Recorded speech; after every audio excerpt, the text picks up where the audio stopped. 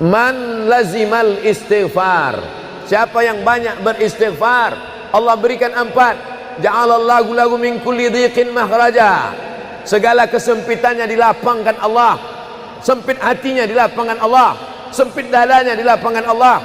Wali wa min kulli hammin faraja, segala kesusahannya diberikan Allah kemudahan.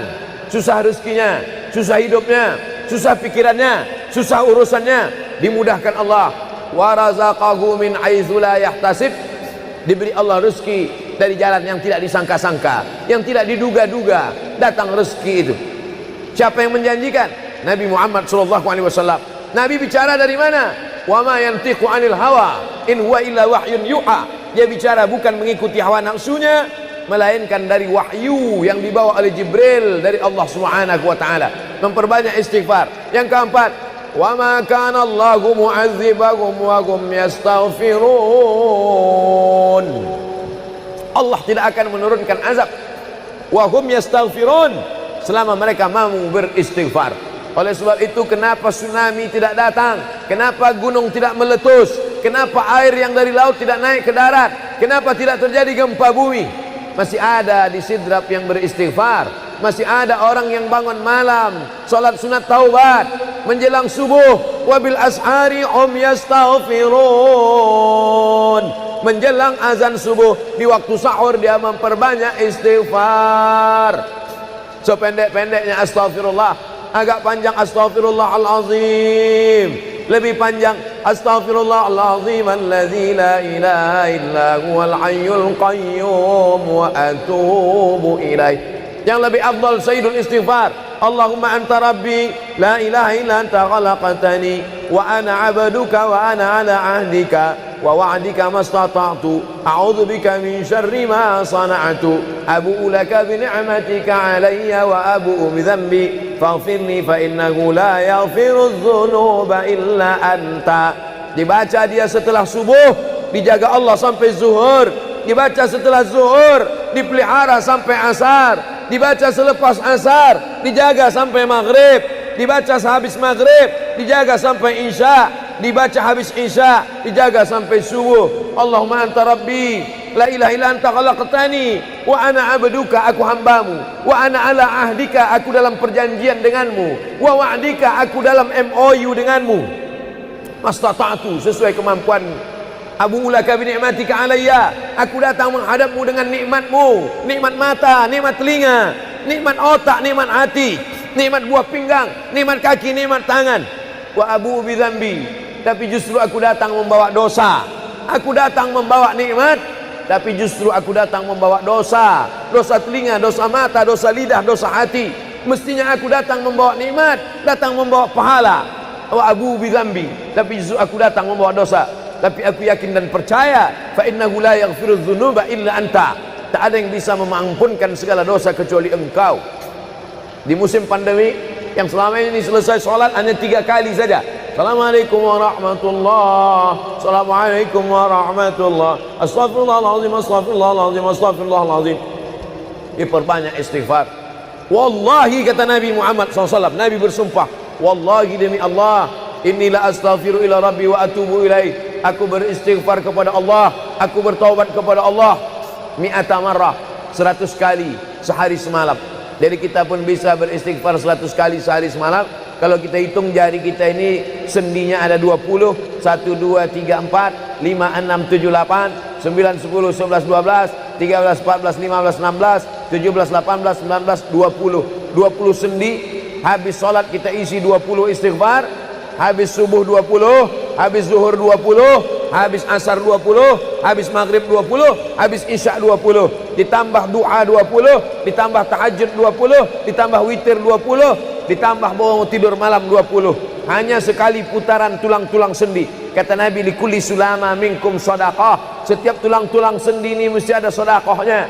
Apa maksud sedekah tulang sendi? Sedekah orang kaya dengan uangnya, sedekah kita dengan sedekah tulang sendi. Astaghfirullahalazim, astaghfirullahalazim, astaghfirullahalazim, astaghfirullahalazim, astaghfirullahalazim. Allah menjanjikan balasan-balasan yang disampaikan oleh Nabi Muhammad sallallahu alaihi wasallam. Tapi di antara yang paling afdal di antara zikir ini semua adalah afdalu dzikri la ilaha illallah. Tidak ada zikir yang paling afdal daripada la ilaha illallah. Maka kita baca la ilaha illallah, la ilaha illallah, la ilaha illallah, ditutup dengan kalimat haqqin 'alaiha nahya, dengan itu kita hidup, wa 'alaiha namutu, dengan itu kita mati, wa bi'anu ba'su, dengan itu kita akan dibangkitkan di padang mahsyar. Hidupnya dengan la ilaha illallah, matinya dengan la ilaha illallah. Kenapa disebut hidupnya dengan la ilaha illallah? Karena waktu awal hidupnya ayahnya mengazankan ke telinganya, asyhadu an la ilaha illallah. Itulah makna alaiha nahya, dengan itu kita hidup. Kenapa disebut alaiha namutu, dengan itu kita mati? Karena matinya ditalqinkan ke telinga sebelah kanan, la ilaha illallah. Matinya pun dengan la ilaha illallah. Wa bi'anu ba'su, nanti dia dibangkitkan di padang mahsyar juga dengan kalimat la ilaha illallah. Tapi jangan lupa, orang yang hanya berkata la ilaha illallah tidak diakui Islamnya. Orang yang hanya berkata la ilaha illallah tidak diterima amalnya sebelum dia sepasang dengan Muhammadur Rasulullah. Oleh sebab itu maka salawat, apalagi hari ini hari Jumat, Sayyidul Ayyam, kata Nabi, perbanyaklah salawat pada hari Jumat. Allahumma salli ala Sayyidina Muhammad wa ala ali Sayyidina Muhammad. Allahumma salli ala Sayyidina Muhammad wa ala ali Sayyidina Muhammad. Allahumma salli ala Sayyidina Muhammad wa ala ali Sayyidina Muhammad. Khusus pada hari Jumat. Hari yang lain kita berselawat, tapi pada hari Jumat maka kita perbanyak solawat, solawat, solawat, solawat. Inna salatakum ma'rudatun alayya. Solawat kamu dari rumah kamu, dari tempat kamu bersolawat. Solawat orang sidrap dibawa ke Masjid Nabawi. Solawat orang sidrap dibawa ke makam Nabi. Allahumma salli ala Sayyidina Muhammad dari Masjid Agung Sidrap dibawa ke Masjid Nabawi di kota Al-Madinah Al-Munawwarah. Lalu kemudian sahabat bertanya, kaifa salatuna ma'rudatun alaika wa qad arimta? Bagaimana salawat kami dibawa ke makammu padahal engkau sudah mati, meninggal dunia? Bukankah orang yang mati itu tidak hidup? Bukankah orang mati itu dimakan cacing tanah? Apa jawab Nabi? Innallaha harramal arda ajsadal anbiya. Allah mengharamkan tanah memakan jasad para nabi.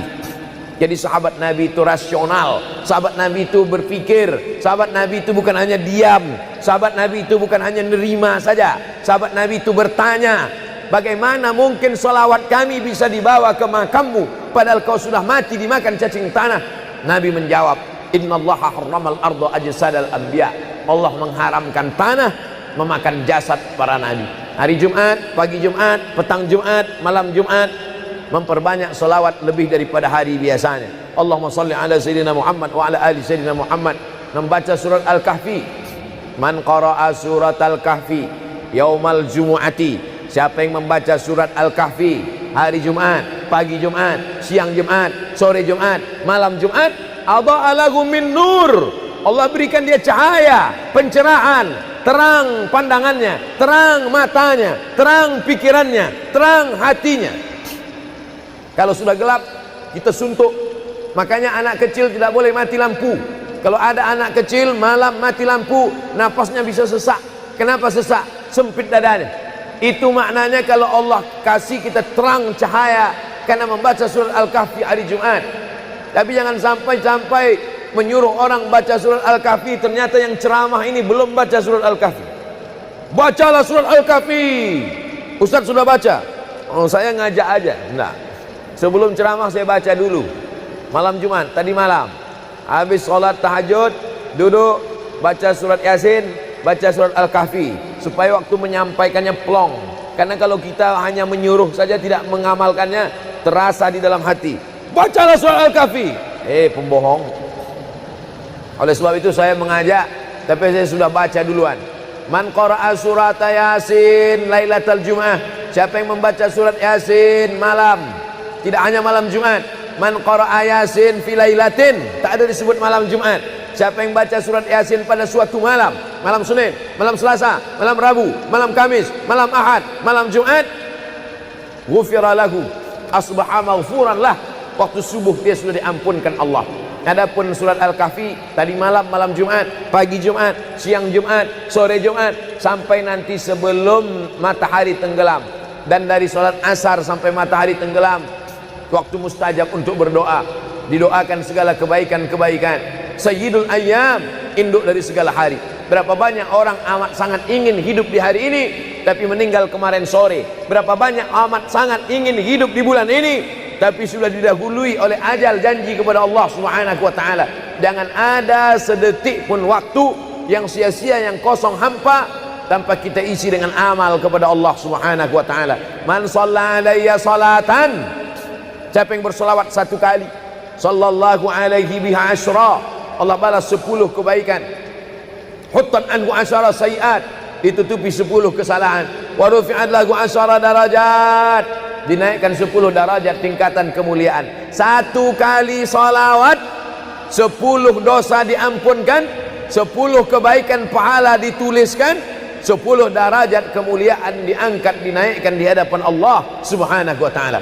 Oleh sebab itu maka hari ini kita perbanyak selawat, pertemuan selawat, berjumpa dengan orang berselawat. Dan kita memang melakukan tradisi-tradisi itu. Ketika ada orang mau menikah berselawat, anaknya akikah berselawat, acara walimah berselawat, khotib khutbah Jumat kalau tidak berselawat batal Jumatnya. Orang yang sedang sholat kalau dia tidak berselawat menurut mazhab Syafi'i batal sholatnya. Orang yang berdoa kalau tidak berselawat doanya tergantung tidak dikabulkan Allah. Majlis kita kalau tidak ada selawat maka majlis itu berubah menjadi majlis antanajifah, majlis mangkai, majlis busuk, majlis berbau. Oleh sebab itu tidak ada cara lain menolak ini semua adalah dengan cara bersolawat, solawat dan solawat. Itu poin yang ketiga. Poin yang keempat, di antara menjauhkan kita dari bala ini, tolak bala ini adalah shadaqatus sirri tadfa'u mitatassu. Sedekah menolak bala, mati su'ul khatimah. Makanya dulu kita ada istilah sedekah tolak bala. Sedekah menolak musibah, sedekah menolak bencana, sedekah menolak wabah.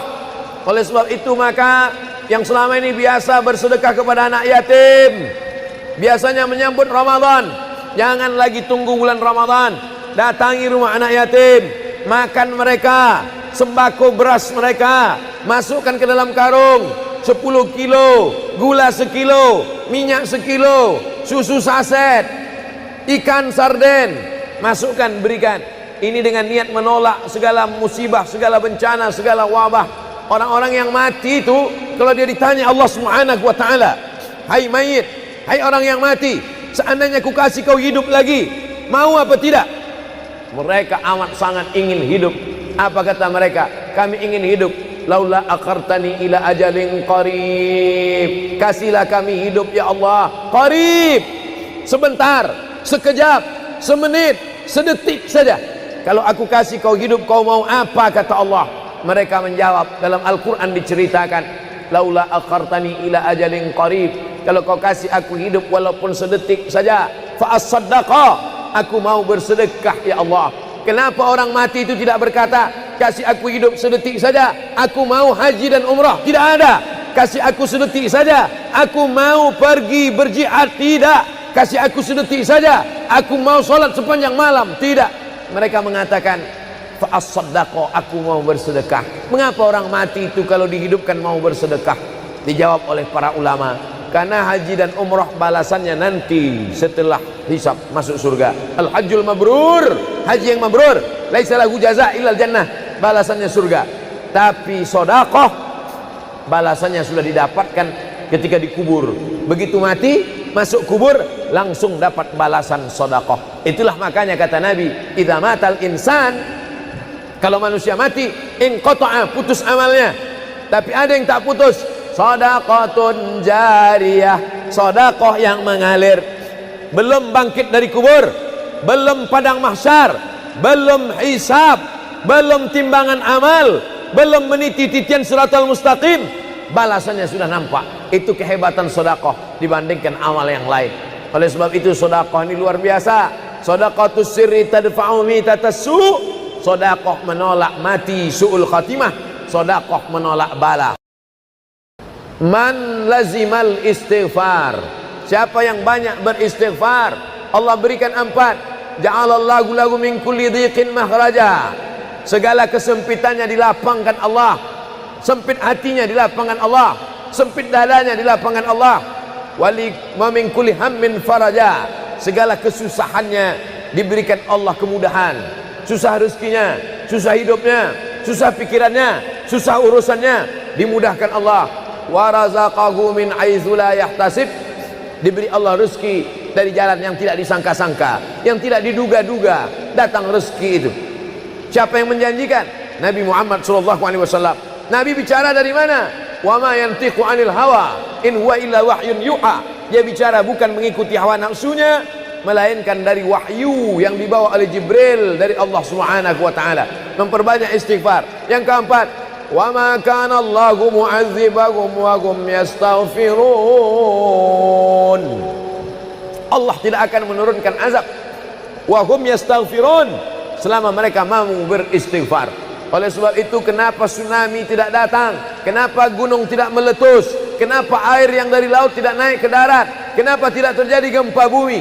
Masih ada di Sidrap yang beristighfar. Masih ada orang yang bangun malam, salat sunat taubat menjelang subuh. Wabil ashari hum yastaghfirun. Menjelang azan subuh, di waktu sahur dia memperbanyak istighfar. Sependek-pendeknya astaghfirullah, agak panjang astaghfirullahalazim, lebih panjang astaghfirullahalazim alladzi la ilaha illa huwal hayyul qayyum wa atubu ilaih. Yang lebih afdal sayyidul istighfar, Allahumma anta rabbi la ilaha illa anta khalaqtani wa ana 'abduka wa ana 'ala 'ahdika wa wa'dika mastata'tu a'udzu bika min syarri ma sana'tu abu'u laka bi ni'matika 'alayya wa abu'u bi dhanbi faghfirli fa innahu la yaghfiru dzunuba illa anta. Dibaca dia setelah subuh, dijaga Allah sampai zuhur. Dibaca setelah zuhur, dipelihara sampai asar. Dibaca selepas asar, dijaga sampai maghrib. Dibaca sehabis maghrib, dijaga sampai isya. Dibaca habis isya, dijaga sampai subuh. Allahumma anta rabbi la ilaha illa anta khalaqtani wa ana 'abduka, aku hambamu, wa ana 'ala ahdika, aku dalam perjanjian denganmu, wa wa'dika, aku dalam MOU denganmu, mastata'tu, sesuai kemampuanmu. Abu ulaka bi ni'matika alayya, aku datang menghadapmu dengan nikmatmu, nikmat mata, nikmat telinga, nikmat otak, nikmat hati, nikmat buah pinggang, nikmat kaki, nikmat tangan. Wa abu bi dzambi, tapi justru aku datang membawa dosa. Aku datang membawa nikmat, tapi justru aku datang membawa dosa. Dosa telinga, dosa mata, dosa lidah, dosa hati. Mestinya aku datang membawa nikmat, datang membawa pahala. Wa abu bi dzambi, tapi justru aku datang membawa dosa. Tapi aku yakin dan percaya, fa innahu la yaghfiru dzunuba illa anta, tak ada yang bisa mengampunkan segala dosa kecuali engkau. Di musim pandemi yang selama ini selesai sholat hanya 3 kali saja. Assalamualaikum warahmatullah, Assalamualaikum warahmatullah, Astaghfirullahaladzim, Astaghfirullahaladzim, Astaghfirullahaladzim. Diperbanyak istighfar. Wallahi, kata Nabi Muhammad SAW, Nabi bersumpah, wallahi demi Allah, inilah astaghfiru ila rabbi wa atubu ilaih, aku beristighfar kepada Allah, aku bertaubat kepada Allah, mi'ata marrah, 100 kali sehari semalam. Jadi kita pun bisa beristighfar 100 kali sehari semalam. Kalau kita hitung jari kita ini sendinya ada 20, 1, 2, 3, 4, 5, 6, 7, 8, 9, 10, 11, 12, 13, 14, 15, 16, 17, 18, 19, 20. 20 sendi. Habis sholat kita isi 20 istighfar. Habis subuh 20, habis zuhur 20, habis asar 20, habis maghrib 20, habis isya 20, ditambah doa 20, ditambah tahajud 20, ditambah witir 20, ditambah bangun tidur malam 20. Hanya sekali putaran tulang-tulang sendi. Kata Nabi, likulli sulama minkum sedekah, setiap tulang-tulang sendi ini mesti ada sedekahnya. Apa maksud sedekah tulang sendi? Sedekah orang kaya dengan uangnya, sedekah kita dengan sedekah tulang sendi. Astaghfirullahalazim, astaghfirullahalazim, astaghfirullahalazim, astaghfirullahalazim, astaghfirullahalazim. Allah menjanjikan balasan-balasan yang disampaikan oleh Nabi Muhammad sallallahu alaihi wasallam. Tapi di antara yang paling afdal di antara zikir ini semua adalah afdalu dzikri la ilaha illallah. Tidak ada zikir yang paling afdal daripada la ilaha illallah. Maka kita baca la ilaha illallah, la ilaha illallah, la ilaha illallah, ditutup dengan kalimat haqqin 'alaiha nahya, dengan itu kita hidup, wa 'alaiha namutu, dengan itu kita mati, wa bi'anu ba'su, dengan itu kita akan dibangkitkan di padang mahsyar. Hidupnya dengan la ilaha illallah, matinya dengan la ilaha illallah. Kenapa disebut hidupnya dengan la ilaha illallah? Karena waktu awal hidupnya ayahnya mengazankan ke telinganya, asyhadu an la ilaha illallah. Itulah makna alaiha nahya, dengan itu kita hidup. Kenapa disebut alaiha namutu, dengan itu kita mati? Karena matinya ditalqinkan ke telinga sebelah kanan, la ilaha illallah. Matinya pun dengan la ilaha illallah. Wa bi'anu ba'su, nanti dia dibangkitkan di padang mahsyar juga dengan kalimat la ilaha illallah. Tapi jangan lupa, orang yang hanya berkata la ilaha illallah tidak diakui Islamnya. Orang yang hanya berkata la ilaha illallah tidak diterima amalnya sebelum dia sepasang dengan Muhammadur Rasulullah. Oleh sebab itu maka solawat, apalagi hari ini hari Jumat, Sayyidul Ayyam, kata Nabi, perbanyaklah solawat pada hari Jumat. Allahumma salli ala Sayyidina Muhammad wa ala ali Sayyidina Muhammad. Allahumma salli ala Sayyidina Muhammad wa ala ali Sayyidina Muhammad. Allahumma salli ala Sayyidina Muhammad wa ala ali Sayyidina Muhammad. Khusus pada hari Jumat. Hari yang lain kita berselawat, tapi pada hari Jumat maka kita perbanyak solawat, solawat, solawat, solawat. Inna salatakum ma'rudatun alayya. Solawat kamu dari rumah kamu, dari tempat kamu bersolawat.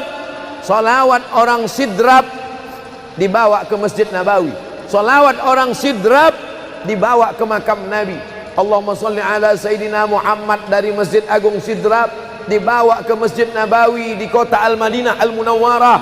Lalu kemudian sahabat bertanya, kaifa salatuna ma'rudatun alaika wa qad arimta? Bagaimana solawat kami dibawa ke makammu padahal engkau sudah mati, meninggal dunia? Bukankah orang yang mati itu tidak hidup? Bukankah orang mati itu dimakan cacing tanah? Apa jawab Nabi? Innallaha harramal arda ajsadal anbiya. Allah mengharamkan tanah memakan jasad para nabi. Jadi sahabat Nabi itu rasional, sahabat Nabi itu berpikir, sahabat Nabi itu bukan hanya diam, sahabat Nabi itu bukan hanya nerima saja, sahabat Nabi itu bertanya, bagaimana mungkin salawat kami bisa dibawa ke makammu padahal kau sudah mati dimakan cacing tanah? Nabi menjawab, innallaha harramal arda ajsadal anbiya. Allah mengharamkan tanah memakan jasad para nabi. Hari Jumat, pagi Jumat, petang Jumat, malam Jumat, memperbanyak salawat lebih daripada hari biasanya. Allahumma salli ala Sayyidina Muhammad wa ala ali Sayyidina Muhammad. Membaca surat Al-Kahfi. Man qara'a surat Al-Kahfi yaumal jumu'ati. Siapa yang membaca surat Al-Kahfi hari Jumat, pagi Jumat, siang Jumat, sore Jumat, malam Jumat, adha'a lahu min nur. Allah berikan dia cahaya, pencerahan, terang pandangannya, terang matanya, terang pikirannya, terang hatinya. Kalau sudah gelap, kita suntuk. Makanya anak kecil tidak boleh mati lampu. Kalau ada anak kecil malam mati lampu, nafasnya bisa sesak.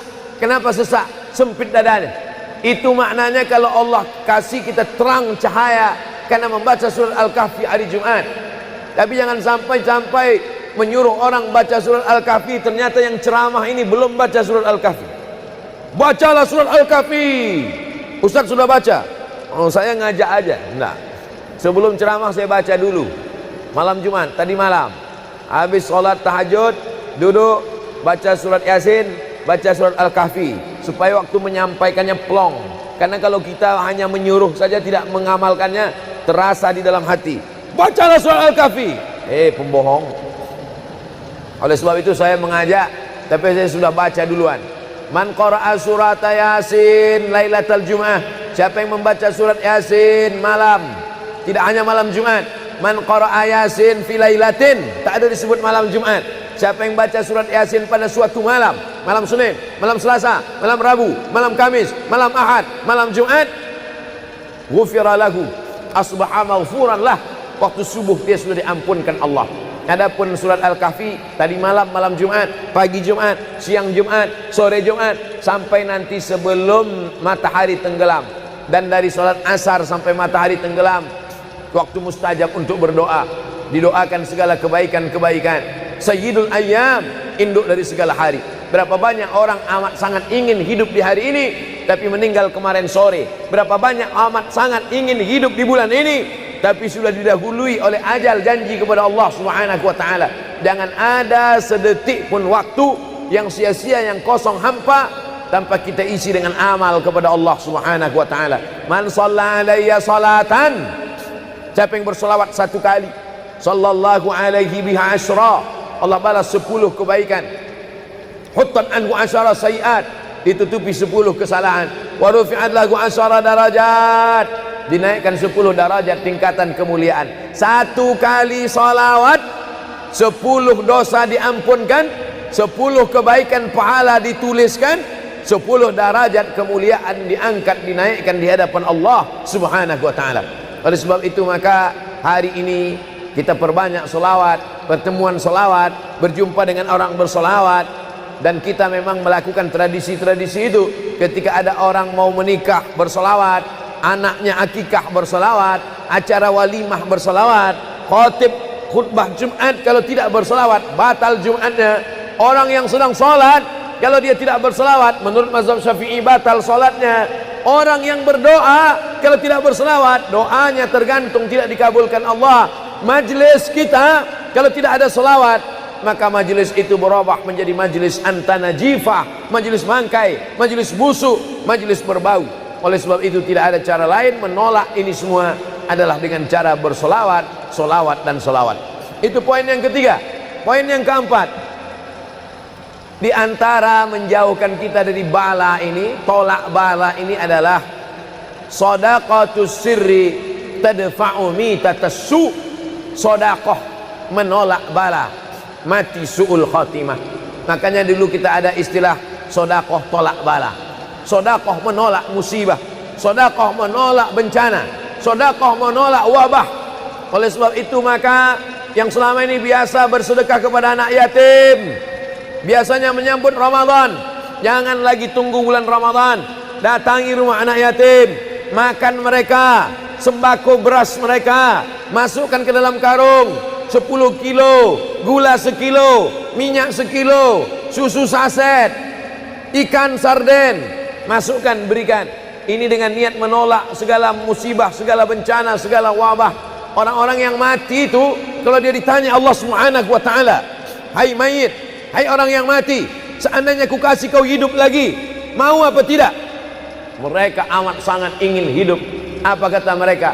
Kami ingin hidup. Laula akhartani ila ajalin qarib, kasihlah kami hidup ya Allah qarib, sebentar, sekejap, semenit, sedetik saja. Kalau aku kasih kau hidup, kau mau apa? Kata Allah. Mereka menjawab, dalam Al-Quran diceritakan, laula akhartani ila ajalin qarib, kalau kau kasih aku hidup walaupun sedetik saja, fa as-saddaqa, aku mau bersedekah ya Allah. Kenapa orang mati itu tidak berkata, kasih aku hidup sedetik saja, aku mau haji dan umrah? Tidak ada. Kasih aku sedetik saja, aku mau pergi berjihad? Tidak. Kasih aku sedetik saja, aku mau sholat sepanjang malam? Tidak. Mereka mengatakan, fa as-saddaqa, aku mau bersedekah. Mengapa orang mati itu kalau dihidupkan mau bersedekah? Dijawab oleh para ulama, karena haji dan umrah balasannya nanti setelah hisab masuk surga. Al-hajjul mabrur, haji yang mabrur, laisa lahu jaza illal jannah, balasannya surga. Tapi sedekah balasannya sudah didapatkan ketika dikubur. Begitu mati masuk kubur langsung dapat balasan sedekah. Itulah makanya kata Nabi, idza matal insan, kalau manusia mati inqata'a, putus amalnya. Tapi ada yang tak putus, shadaqatun jariyah, sedekah yang mengalir. Belum bangkit dari kubur, belum padang mahsyar, belum hisab, belum timbangan amal, belum meniti titian siratal mustaqim, balasannya sudah nampak. Itu kehebatan sedekah dibandingkan amal yang lain. Oleh sebab itu sedekah ini luar biasa. Shadaqatus sirri tadfa'u mitatas su, sedekah menolak mati su'ul khatimah, sedekah menolak bala. Alhamdulillah, Allahumma salli ala Sayyidina Muhammad wa ala ali Sayyidina Muhammad. Kullu amrin zibalin, semua amal yang baik, walam yubda' bihamdillah, kalau tidak diawali dengan alhamdulillah, pujian kepada Allah, fahuwa aqta', maka amal itu putus. Makna putus, putus sampai di dunia saja, tak boleh dibawa sebagai bekal menghadap Allah. Maka kita ingin amal kita malam ini tidak putus, maka kita awali dengan alhamdulillahi rabbil alamin. Setiap majlis kalau tidak disebut namanya, maka majlis itu anta najifah, majlis yang busuk, majlis bau, majlis bangkai, maka kita sebut namanya Allahumma salli ala Sayyidina Muhammad wa ala ali Sayyidina Muhammad. Laisa minna, bukan golongan kami, kata Nabi SAW. Man lam yarham saghirana, sesiapa yang tidak sayang kepada budak anak kecil, walam ya'rif syarafa kabirina, tidak hormat kepada orang tua, maka dia tidak diperakui sebagai umat Nabi Muhammad SAW. Semua anak-anak muda-muda, belia-belia yang saya sayangi, para alim ulama, tuan-tuan guru, datuk-datuk, datin-datin, semua yang berhadir ini insyaallah dimuliakan Allah Subhanahu wa taala. Amin ya rabbal alamin. Tajuk kita malam ini 8 keutamaan orang yang bersedekah menurut Al-Qur'an dan sunnah Nabi Muhammad sallallahu alaihi wasallam. Keutamaan yang pertama, kalau orang mati itu ditanya, apakah kamu mau hidup lagi? Maka orang mati itu menjawab, tapi belum ada orang yang mati hidup lagi. Macam mana kita boleh tahu dia menjawab? Sebab diceritakan Allah dalam Al-Quran. Apa kata mereka? A'udzubillahi minasyaitonirrajim. Laula akhartani ila ajalin qarib. Kalaulah kami yang sudah mati ini diberi masa lagi, ajal masa, qarib pendek, sikit, kejap. Kalaulah kami boleh dibagi masa hidup lagi walaupun sikit, walaupun kejap, apa yang ingin mereka lakukan? Fa as-saddaqa, kami ingin bersodaqah. Mereka tak ada kata kalaulah kami boleh hidup lagi kami ingin jihad, tak ada. Kalau boleh hidup lagi kami ingin pergi haji, tak ada. Mereka katakan fa as-saddaqa, kami ingin bersodaqah. Kenapa sedekah? Kenapa bukan perang? Maka ulama membagi jawaban. Karena kalau haji itu balasannya nanti di surga. Wal hajjul mabrur laisa lahu jazaa'un illal jannah. Haji mabrur balasannya surga nanti selepas hari kiamat.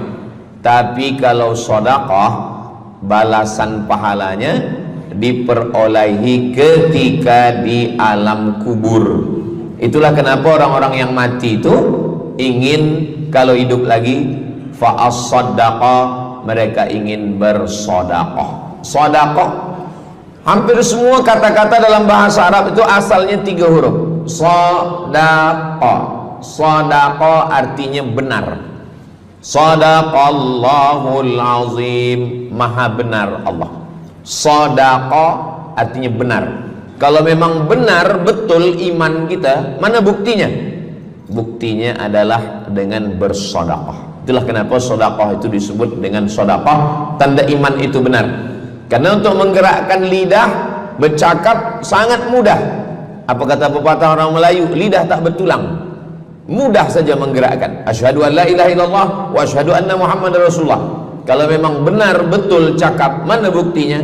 Buktinya adalah sedekah. Lelaki mengatakan saya cinta kepada kamu, senang saja nak mengatakan cinta, tapi apa bukti, proof, mana memang betul cinta? Maka dia mesti bagikan sedekah. Kalau yang tadi itu sedekah, kalau ini namanya sadaq. Sadaq artinya mahar. Mahar pernikahan lelaki dengan perempuan, aku nikahkan engkau dengan anak saya dengan memberikan cincin emas dan gelang rantai tunai. Itulah dia sedekah, tanda bukti cinta dia kepada seorang perempuan. Sedekah benar. As-sidqu, sidik, benar. As-siddiq, orang yang benar. Maka disebut dia dengan Abu Bakar Siddiq, kerana dia benar memberikan emas sebesar batu waktu dibawa pergi hijrah bersama Nabi Muhammad SAW. Maka dia disebut dengan Siddiq kerana dia benar imannya dengan memberikan sedekah. Tapi ada makna siddiq yang lain, ketika yang lain mendustakan Nabi, tak percaya kepada Isra Mi'raj, dialah orang yang percaya, maka disebut dia dengan Siddiq. Siddiq dari kata sadaq, benar, karena iman dia yang benar.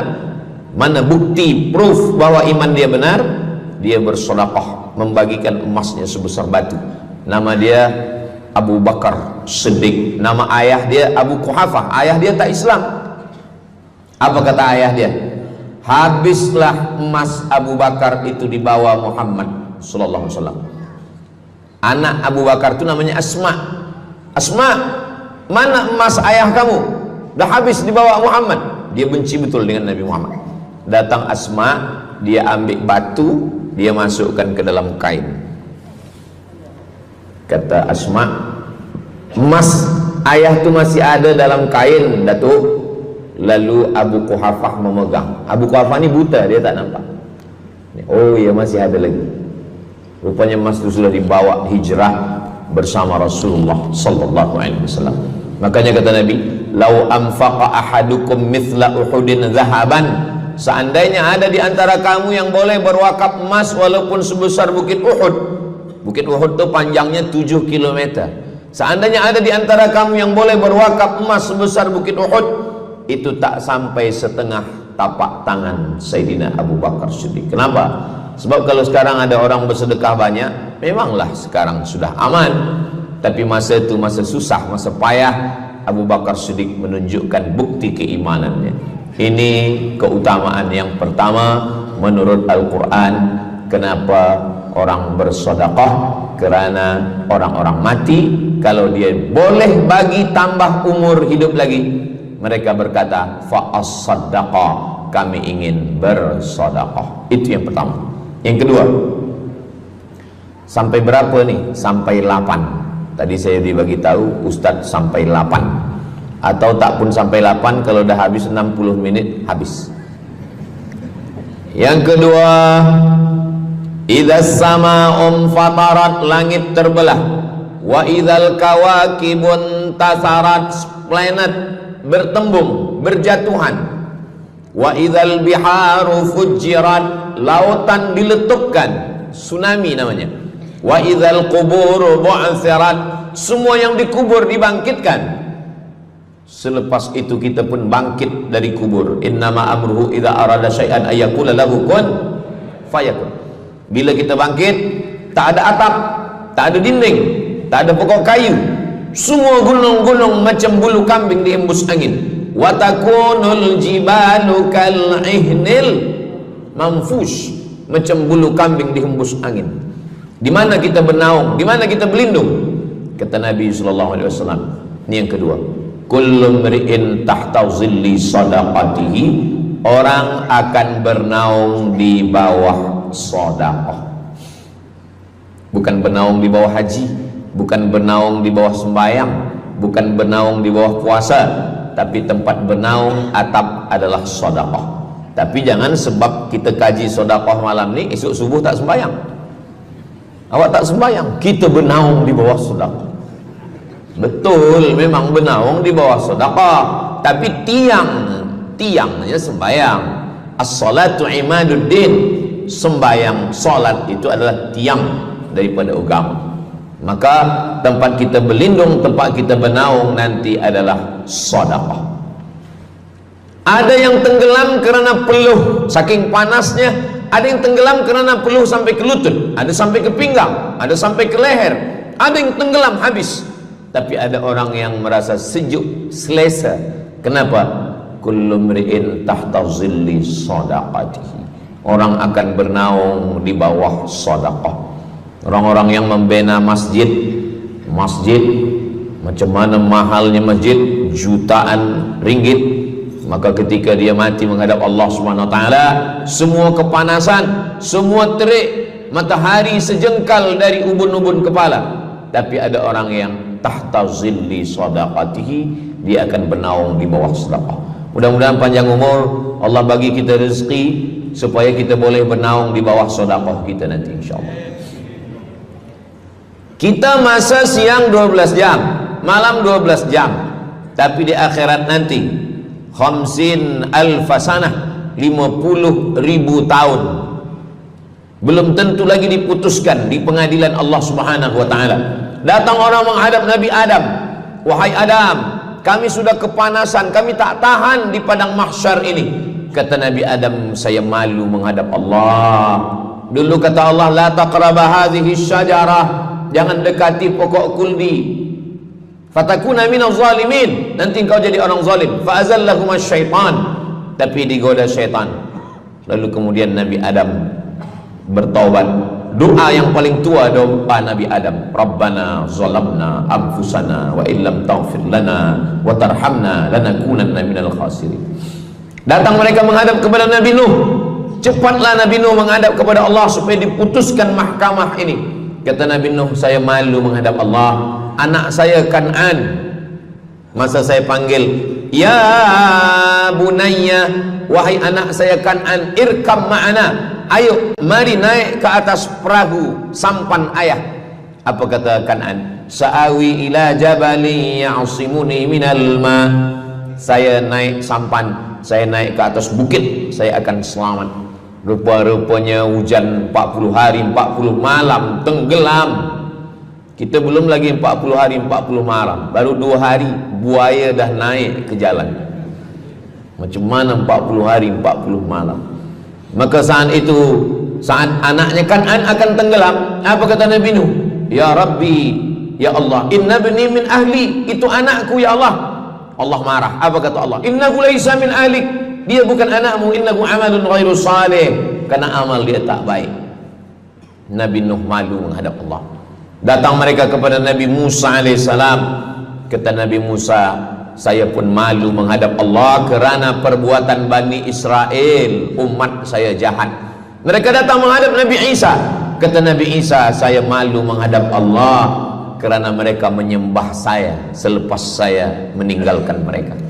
Pada akhirnya mereka datang menghadap Sayyidina wa Maulana wa Syafi'ina Muhammad sallallahu alaihi wasallam. Hanya Nabi Muhammad lah yang berani menghadap Allah. Sebab apa? Sebab dia umatnya. Maka walaupun kita umat yang paling kecil, umur paling pendek, badan paling tidak bertenaga, tapi kita adalah umat yang pertama nanti yang akan diputuskan perkara, dan kita adalah umat yang pertama akan masuk ke dalam surga Allah Subhanahu wa ta'ala. Maka banyak mereka yang ingin menjadi umat Nabi Muhammad. Bahkan Nabi Musa pun ingin menjadi umat Nabi Muhammad sallallahu alaihi wasallam. Masa Umar bin Khattab datang membawa lembaran-lembaran Taurat, Nabi berkata, apa itu wahai Musa? Taurat. Nabi Muhammad SAW memanggil, mari Taurat. Lalu Nabi Muhammad mengkoyak. Apa kata Nabi? Lau kana Musa hayyan ma wasa'ahu illa iyattabi'ani. Kalaulah Musa masih hidup, dia pasti akan ikut saya. Dan itu betul pada peristiwa Isra dan Mi'raj.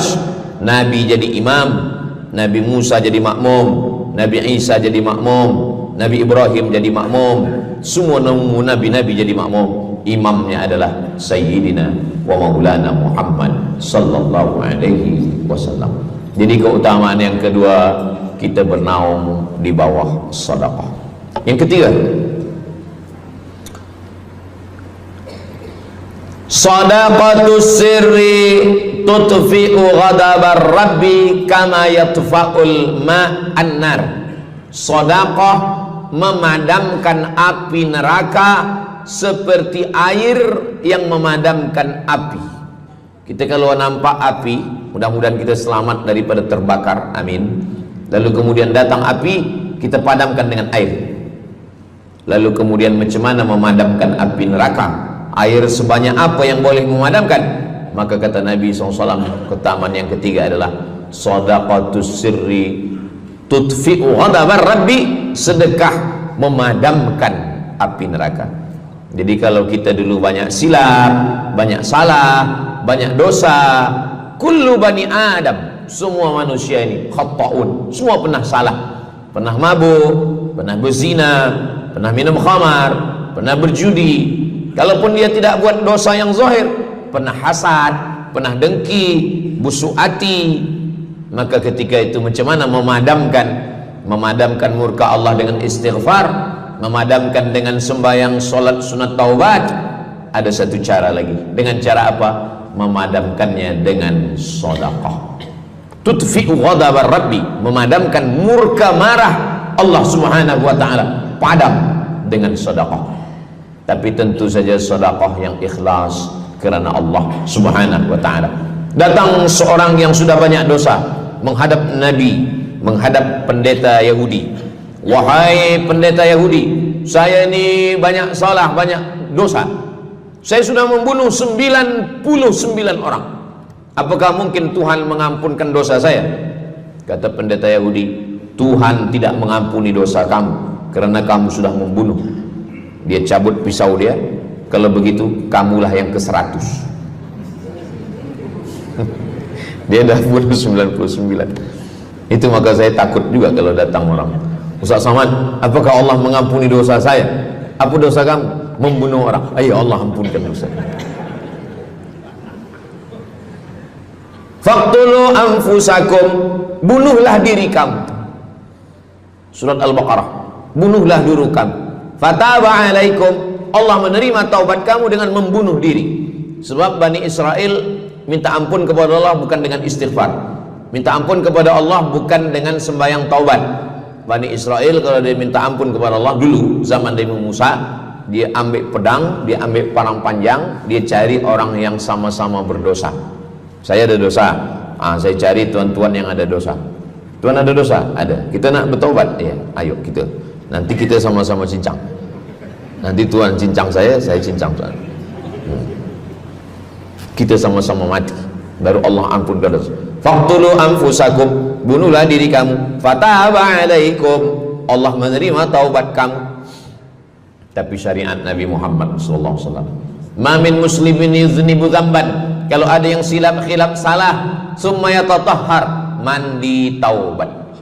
Apalagi kita di Bandar Seri Begawan, bila tadi pesawat terbang nak landing turun, nampak cantik laut keliling. Jadi siapa nak mandi taubat, pergi ke laut. Kalau sampai ke tengah laut, bukan cuma dosa hilang, orangnya hilang sekali. Aku mandi taubat, saya mandi taubat. Selepas mandi taubat, tak boleh mandi taubat, wudu. Tak boleh wudu, tayamum. Selepas itu sembahyang sunat taubat. Usolli sunnatat taubat raka'ataini lillahi ta'ala. Dosanya perlu sebut, jangan sebut. Ada seorang lelaki, maaf, nafsu dia tinggi. Lalu di jalan dia nampak perempuan. Selepas itu maaf, dia cium. Selepas itu dia datang ke Nabi, dia mengadu, ya Rasulullah, tadi saya melakukan begini-begini. Tegak Umar bin Khattab, Allah sudah tutupi, kenapa kamu bukakan di hadapan orang ramai? Allah mengampuni manusia kecuali al-mujahirun. Al-mujahirun menampakkan dosanya dan bangga dengan dosanya. Ini orang akhir zaman ni sekarang banyak mujahirun. Dia mabuk, dia live streaming.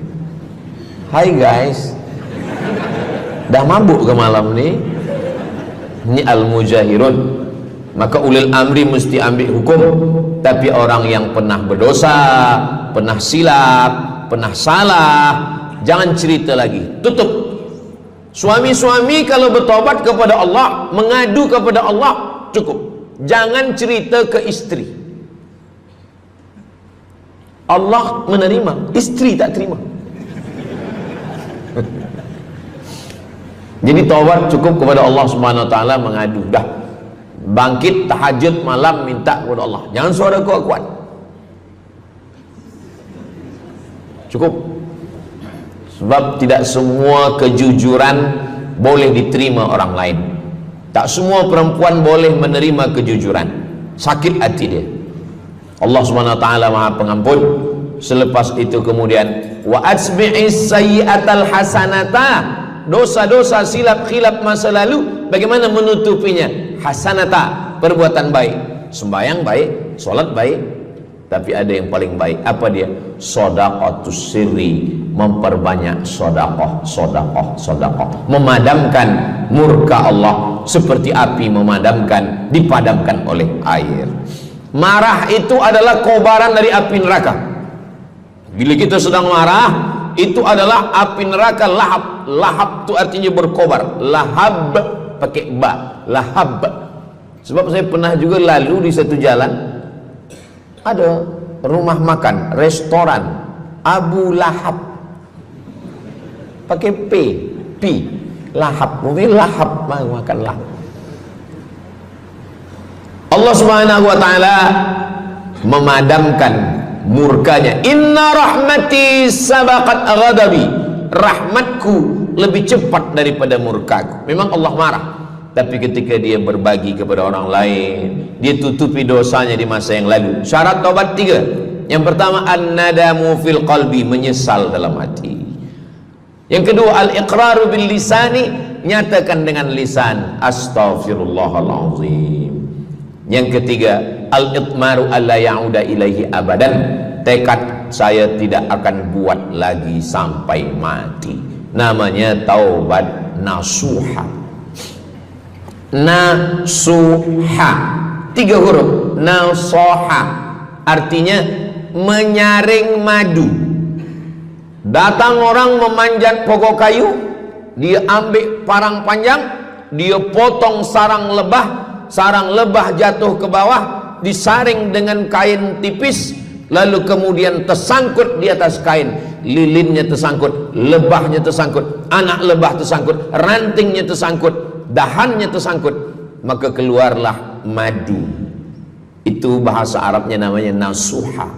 Apa makna nasuha? Menyaring dosa-dosa sehingga yang tinggal hanya amal soleh, yang sampah-sampah tersangkut. Sekarang susah nak minum madu yang asli, banyak palsu. Macam mana Ustaz, saya ni suka spesial minum madu, apa tanda madu ni asli? Bawa pulang ke rumah, kalau istri marah itu asli.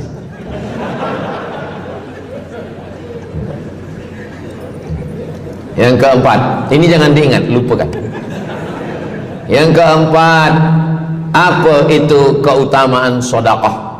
Kata Nabi sallallahu alaihi wasallam, as-sadaqatu, sedekah itu tadfa'u mitatas su', menolak mati su'ul khatimah. Tak ada guna amal elok baik kalau mati dalam keadaan su'ul khatimah. Kita selalu berdoa, Allahumma khtim lana bihusnil khatimah. Maka cara untuk menolak mati su'ul khatimah ini adalah dengan cara sedekah. Banyak orang mati husnul khatimah, bukan ulama, meninggal di dalam Masjidil Haram sedang pakai ihram, selepas tawaf di belakang makam Ibrahim ketika sedang sujud terakhir. Itulah mati yang paling indah. Dalam wudhu sedang sembahyang, di sujud terakhir dalam tanah haram, dalam Masjidil Haram, di belakang makam Ibrahim. Meninggal, dibawa jenazah balik. Orang datang bertanya kepada ibunya, dia masih pemuda belia, apakah dia ulama? Dia bukan ulama. Kenapa dia mulia betul? Apakah dia pernah perang ke Palestina? Tidak. 2-3 hari selepas itu datang satu perempuan membawa budak kecil. Kamu siapa? Kami adalah orang yang tiap bulan dapat kiriman beras, minyak dan makanan dari pemuda ini. Saya maaf, seorang janda, ini anak-anak saya, dan dia selalu bagikan uang dia untuk makankan. Jadi nanti kalau ada orang meninggal, tiba-tiba selepas itu datang janda membawa anak, itu tanda husnul khatimah. Sebab dia belum nikah, dia masih lajang. Allah ingin menunjukkan bahwa kalau engkau berbuat sedekah, maka Allah Subhanahu wa taala memberikan keutamaan husnul khatimah. Bukan setakat diselamatkan dari su'ul khatimah, tapi mendapatkan husnul khatimah. Ada seorang dari Maghribi, dari Maroko, Mesir, Libya, Tunisia, Algeria, Maghribi. Orang Maghribi ini bermimpi. Dalam mimpinya dia berjumpa dengan Nabi Muhammad SAW. Kata Nabi, engkau pergi ke Saudi Arabia, cari di kampung ini, nanti engkau jumpai seorang pemuda, sampaikan salamku kepada dia, katakan dia penghuni surga. Malam pertama mimpi, iya ke? Tidak ke? Jangan-jangan syaitan. Tak betul.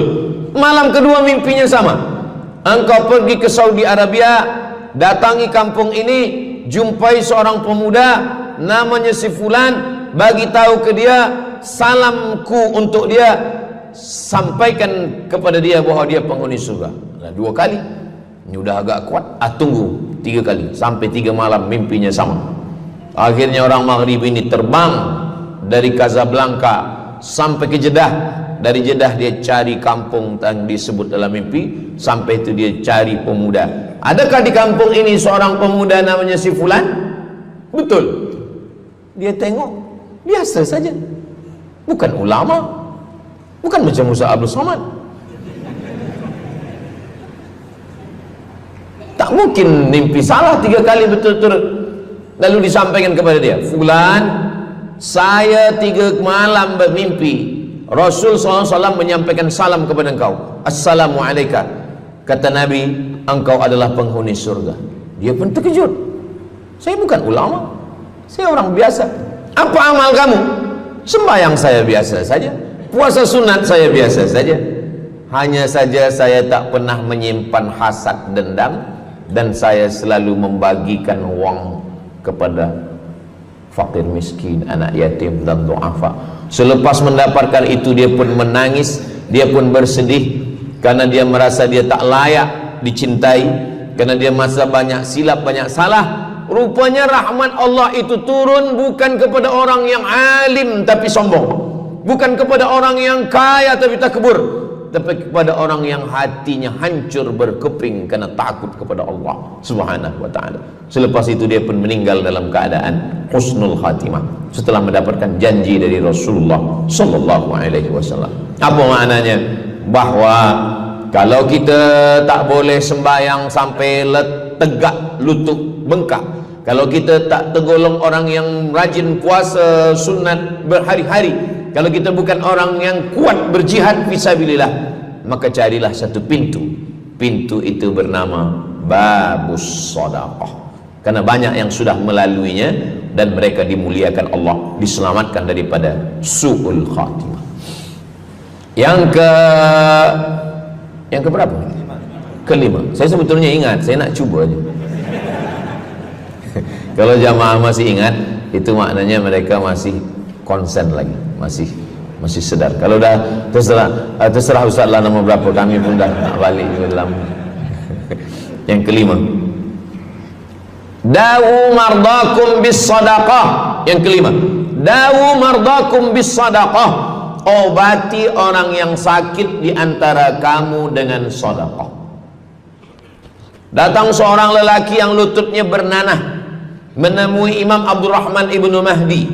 Wahai Imam Abdurrahman bin Mahdi, lutut saya ni bernanah tak sihat-sihat. Kata Imam Abdurrahman bin Mahdi, saya ingat satu hadis Rasulullah, dawu mardakum bis sadaqah. Cuba engkau cari kampung yang di kampung itu tak ada air, kamu buat perigi. Di kampung saya namanya perigi. Lalu dia pun pergi ke kampung yang tak ada air, dia galikan perigi. Selepas itu sehari, 2 hari, 3 hari, sepekan, sebulan, lutut dia sihat kering. Dia datang lagi kepada Imam Abdurrahman ibnu Mahdi. Alhamdulillah Imam Abdurrahman ibnu Mahdi, lutut saya sudah sihat. Apa hubungan lutut dengan sedekah? Rupanya setiap orang yang mengambil air untuk minum, untuk berwudu, untuk mandi, untuk memasak, selepas itu mereka berdoa, ya Allah, berikanlah kebaikan kepada orang yang sudah membagikan air ini. Ad-du'a silahul mu'min, doa senjatanya orang beriman. Kisah ini ada dalam kitab Sa'ah wa Sa'ah, Ajaib wa Taraif. Semua ada saatnya. Beberapa kisah-kisah yang ajaib diceritakan oleh Syekh Abu Amr al-Misri dalam judul buku Sa'ah wa Sa'ah Gharaib wa Taraib. Sudah diterjemahkan ke dalam bahasa Melayu, judulnya Semua Ada Saatnya. Nama penerjemahnya Abdul Somad. Boleh dicari di google.com. Semua ada saat. Lalu kemudian saya sampaikan hadis ini di masjid. Dawu mardakum bis sadaqah. Obatilah orang yang sakit di antara kamu dengan sedekah. Selepas itu saya turun dari masjid, saya pergi ke kereta, di parking, datang seorang jamaah. Memang yang Ustaz sampaikan tadi betul. Kata saya, memang betul. Takkan saya sampaikan tak betul? Apa maksud awak? Betul. Istri saya kena sakit kista sebesar duit di dalam, maaf, rahim dia. Kata doktor, ini mesti diambil, kalau tidak dia makin besar makin besar. Tapi kalau diambil, dicabut, operate, nanti akan, maaf cakap, tercabut rahim sekali. Dan kalau rahim tercabut, maka nanti tidak boleh mengandung. Mendengar itu istrinya menangis, suaminya tersenyum. Yang senyum budak kecil pula. Lalu kemudian rupanya istri dia tahu tentang hadis Nabi, dawu mardakum bis sadaqah, obatilah orang yang sakit dengan bersedekah. Maka dia pun bersedekah, bersedekah, bersedekah, bersedekah. Selepas itu mereka pergi lagi medical check up ke hospital. Sampai di hospital dicek USG, rupanya kista itu makin kecil, kecil, kecil, kecil dan hilang. Doktor tu pula bertanya balik, awak makan apa? Saya makan nasi, kata dia. Minum apa? Minum teh tarik. Saya amalkan hadis Nabi Muhammad SAW, dawu mardakum bis sadaqah. Kata doktor, awak tak perlu operate, dan ini tidak perlu dibelah, dan rahim awak masih boleh mengandung. Istrinya tersenyum, lakinya pula menangis.